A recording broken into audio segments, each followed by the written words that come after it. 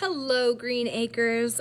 My name is Miss Ing, and I am one of the third grade teachers here. And today I'm going to be reading you Chapter 10 of A Boy Called Bat. And the chapter is called A Very Long Day. Okay. Bat was right. It was a long day. The rain that had been threatening came, and after they ate lunch, the students pulled on rain gear to splash in puddles. Bat did not like to get wet.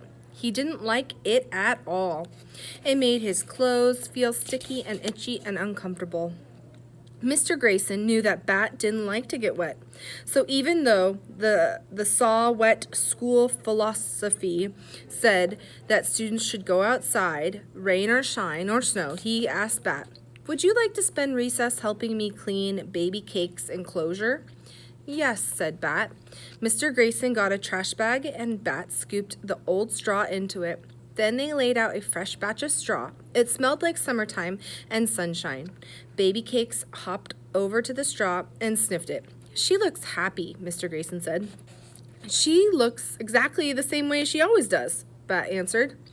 Mr. Grayson laughed. Grown-ups were always laughing at things that Bat didn't think were funny, but it didn't bother Bat very much when Mr. Grayson did it. Julio, a fourth grader who everyone said was a natural athlete, came into the classroom. "Mr. Grayson," he said, "Principal Martinez wants to know if you're still going to teach yoga." Sure, Mr. Grayson said. "Tell her I'm all ready to start." Then he said, "Julio, I think you've grown a foot since the last time I saw you." Julio shrugged. "Not that much," he said, "but I've grown an inch since winter break." "I'm not surprised," Mr. Grayson said. "That was 3 months ago." Bat thought about the time as he followed Mr. Grayson to the yoga room, and as he sat on his mat in the butterfly pose, 3 months, he guessed, could be a little bit of time or a really long time, depending on who you were. For instance, a monarch butterfly born in the summer lives only about 6 weeks, so 4 months would feel like forever. But a monarch butterfly born in the winter might live for 8 months, so 4 months would be just half its life.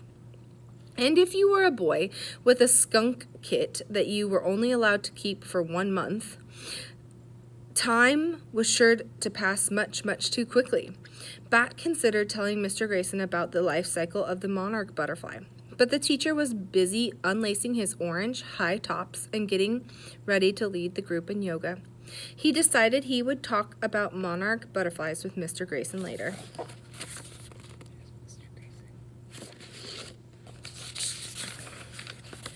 But the right later never happened. After yoga, they went back to the room for reading circle.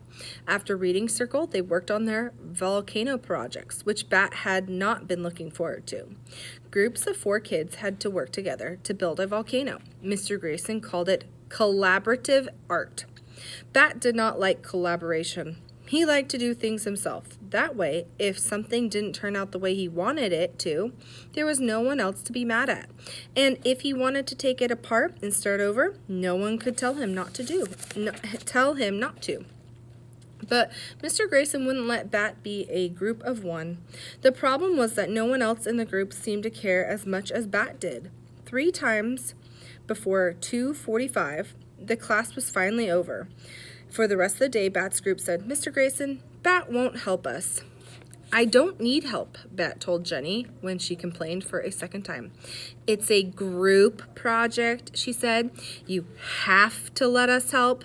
Israel, who was in Bat's group, kept asking him all kinds of annoying questions like, "Hey, Bat, do you think the lava is red enough?" And, "Bat, can you pass me the paste?" Bat ignored the lava question, but about the paste, he said, "Glue works better than paste. The paste gets all weird and flaky when it dries." "Okay," said Israel. "Pass me the glue then." "I'm using the glue," Bat said. Things would go much more smoothly, Bat thought, if the other kids would stop asking questions and interfering, and just let him get on with the job. By the time Miss Kiko rang the end of day bell from the hallway, Bat's left eye felt twitchy. All he wanted to do was climb into Mom's car, and go home to his own room. But when he walked outside, he didn't see Mom's burgundy station wagon. Instead, he saw Dad's yellow sports car, and he remembered with a heavy sigh that today was an every other Friday, and he wouldn't get to see his own room or the baby Kit for 3 long days. If Bat were a mayfly, he wouldn't even live that long. Okay, thanks. Hopefully you enjoyed the chapter. Bye-bye.